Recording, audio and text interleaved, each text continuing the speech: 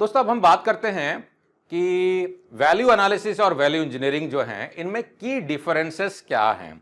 हालांकि दोनों के दोनों जो तरीके होते हैं वैल्यू एनालिसिस के, वैल्यू इंजीनियरिंग के, ये कंपनी के लिए दोनों के दोनों चीजें इंपॉर्टेंट होती है। कंपनी को अपना इंप्रूवमेंट करने के लिए, प्रॉफिटेबिलिटी को बनाए रखने के लिए हमें वैल्यू एनालिसिस, वैल्यू इंजीनियरिंग दोनों करना जरूरी है, ठीक है ना। लेकिन दोनों में कुछ की डिफरेंसेस होते हैं, इनको हम समझते हैं, है ना। लेकिन इंपॉर्टेंट ये है कि कंपनी के लिए हमको दोनों का इस्तेमाल करना है, क्योंकि जब तक हम क्रिएटिविटी, इनोवेशन का इस्तेमाल नहीं करेंगे अपने प्रोसेसेस में, अपने प्रोडक्ट के डिजाइन में, डेवलपमेंट में, तब तक इंप्रूवमेंट नहीं होगी। और आज के कॉम्पिटिटिव मार्केट में अपने आप को कॉम्पिटिटिव बनाए रखने के लिए एक बहुत बढ़िया मेथोडोलॉजी है वीए और वीई, ठीक है ना। चलिए डिस्कशन करते हैं और समझते हैं क्या क्या इसमें डिफरेंसेस हैं।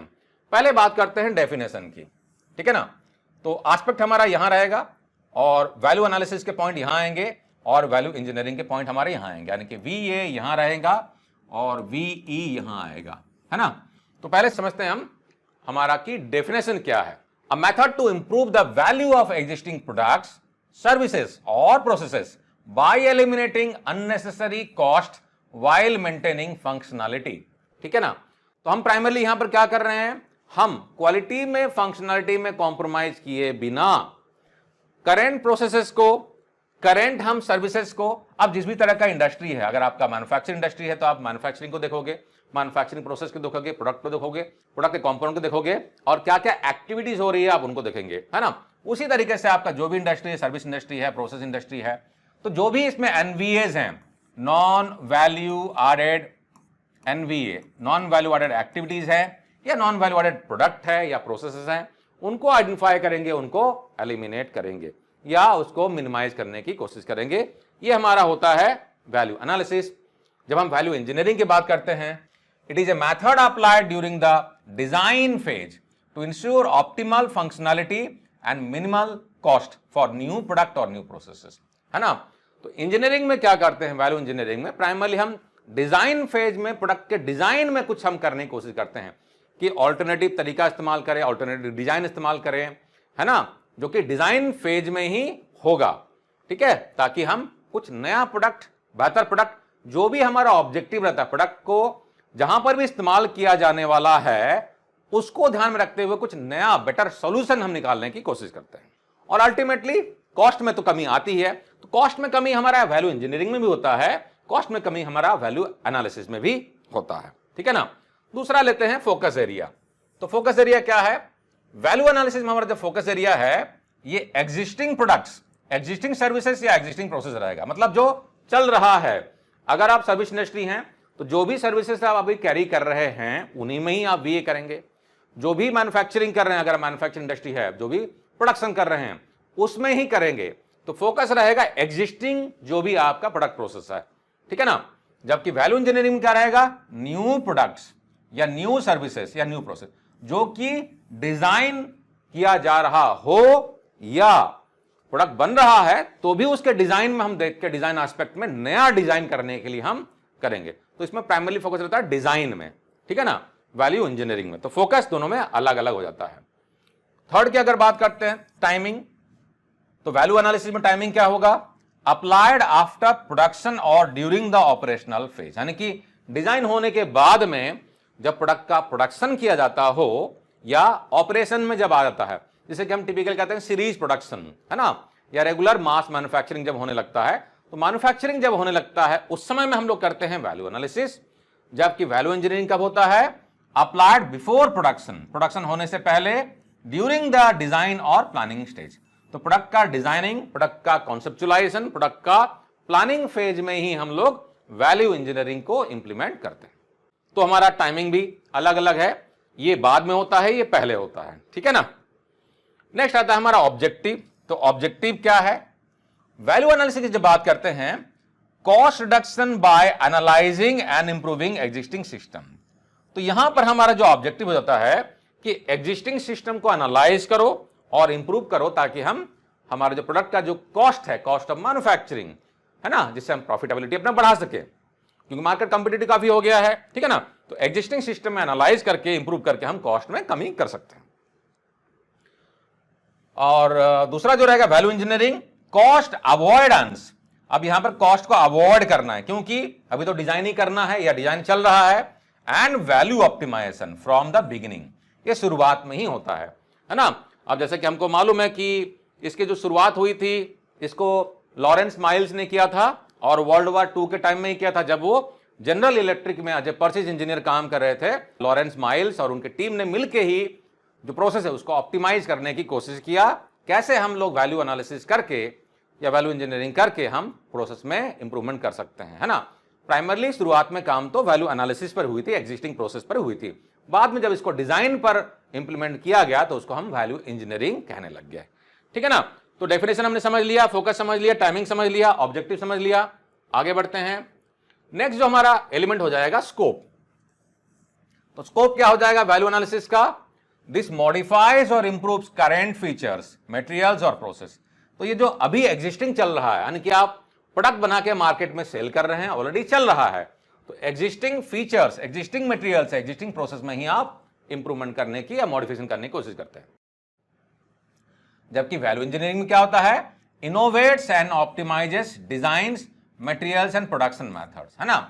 अब यहां पर क्या होता है? डिजाइन फेज में हम डिजाइन करने की कोशिश करते हैं, कुछ डिफरेंट डिजाइन, कुछ डिफरेंट मटेरियल इस्तेमाल करने की कोशिश करते हैं, डिफरेंट टेक्नोलॉजी इस्तेमाल करने की कोशिश करते हैं, डिफरेंट प्रोडक्शन करने का मेथड इस्तेमाल करने की कोशिश करेंगे, होगा हमारा वैल्यू इंजीनियरिंग में, ठीक है ना।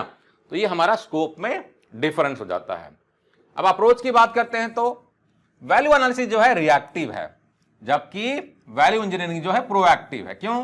क्योंकि ये प्रोडक्ट के डिजाइन फेज में ही होता है, तो प्रोएक्टिव है। प्रोडक्ट तो लॉन्च हुआ ही नहीं अभी, जबकि प्रोडक्ट के लॉन्च होने के बाद में एग्जिस्टिंग प्रोडक्ट में, एग्जिस्टिंग प्रोसेस में जो अननेसेसरी का जो कॉस्ट है, अननेसेसरी का जो वेस्ट है, उसको आइडेंटिफाई करके एलिमिनेट या कम करने की कोशिश की जाती है। तो यहां पर ये रिएक्टिव अप्रोच हो गया और यहां पर ये प्रोएक्टिव अप्रोच हो गया, ठीक है ना। अब एग्जाम्पल की बात कर लेते हैं। तो एग्जाम्पल क्या हो जाएगा? Value analysis, reducing material cost by changing the packaging of an existing product. एक प्रोडक्ट है, आप उसको मार्केट में सेल कर रहे हो 100 रुपया में, ठीक है ना, और आपको बनाने में खर्चा हो रहा है लेट से 80 रुपया, 80 रुपया लग रहा है, ठीक है। मान लेते हैं 20 रुपया का प्रॉफिट कर रहे हैं, आपको प्रॉफिट बढ़ाना था, तो आपने क्या किया? पैकेजिंग में इसमें आपने कुछ चेंज किया, पैकेजिंग का मटेरियल आपने डिफरेंट किया, कुछ आपने या पैकेजिंग करने के प्रोसेस में चेंज किया, ताकि पैकेजिंग मटेरियल जो लगता है वो कम लगे, सस्ता लगे, वगैरह वगैरह। और अभी जो लग रहा था आपका 80 रुपया, ये घट के आ गया 70 रुपया में, ठीक है ना।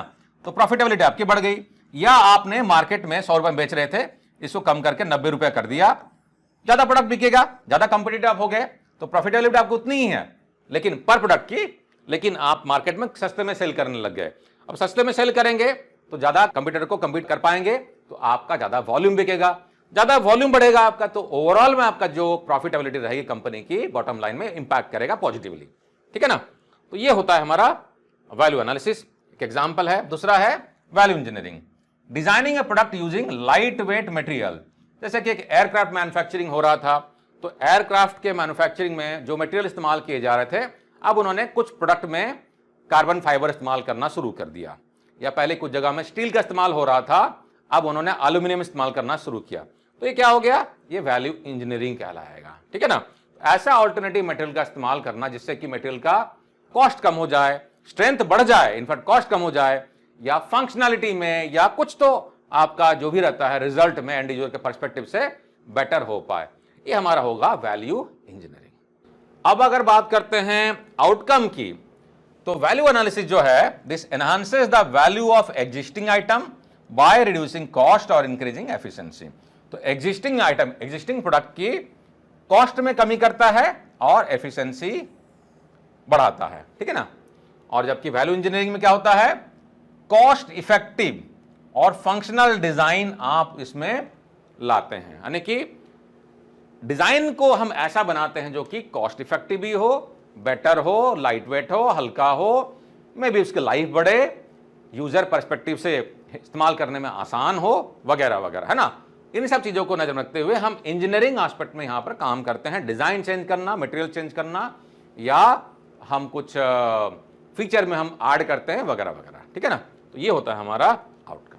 तो दोस्तों, आपका क्या व्यू है वैल्यू एनालिसिस और वैल्यू इंजीनियरिंग के बारे में? आपको क्या लगता है ये कंपनी के लिए कितना इंपॉर्टेंट है आज के पर्सपेक्टिव में, और क्या आप अपनी कंपनी में अभी इसका इस्तेमाल कर रहे हैं या करना चाहेंगे? कमेंट सेक्शन में लिख हमें इसके बारे में बताएं। और हाँ दोस्तों, quality hub India training, certification और बिजनेस कंसल्टिंग के लिए वन स्टॉप सॉल्यूशन है। अगर आपको अपनी कंपनी में ISO सर्टिफिकेशन करवाना है तो क्वालिटी हब इंडिया एक सर्टिफिकेशन बॉडी है, national accreditation board for certification bodies, यानी कि NABCB IAF के द्वारा एक्रेडिटेड है। किसी भी तरह का स्टैंडर्ड हो, किसी तरह का सर्टिफिकेशन हो, आप हम कॉन्टैक्ट कर सकते हैं। साथ ही साथ ट्रेनिंग प्रोग्राम के लिए quality hub India exemplar global recognised training provider है for lead auditor training programme और बाकी भी ट्रेनिंग प्रोग्राम के लिए इंक्लूडिंग सिक्स सिग्मा, है ना। और बाकी ट्रेनिंग प्रोग्राम के लिए डिटेल्स के लिए आप हमारे वेबसाइट को विजिट करें www.qualityhubindia.com, या आप हमारे पोर्टल courses.qualityhubindia.com को विजिट करें, है ना। डिस्क्रिप्शन में सारे डिटेल आपको मिल जाएंगे, या आप सिंपली गूगल में जाके क्वालिटी हब इंडिया टाइप कर लें और आपको हमारा वेबसाइट मिल जाएगा, डिटेल्स आपको मालूम चल जाएगी। किसी भी तरह का ट्रेनिंग, बिजनेस कंसल्टिंग या सर्टिफिकेशन के लिए आप हमें कॉन्टैक्ट कर सकते हैं। और सेल्फ पेस्ट ट्रेनिंग के लिए क्वालिटी हब इंडिया के एप्लीकेशन को गूगल प्ले स्टोर से या ISO स्टोर से भी डाउनलोड करना ना भूलें। अगली वीडियो में दोस्तों फिर से मुलाकात होगी। जय हिंद।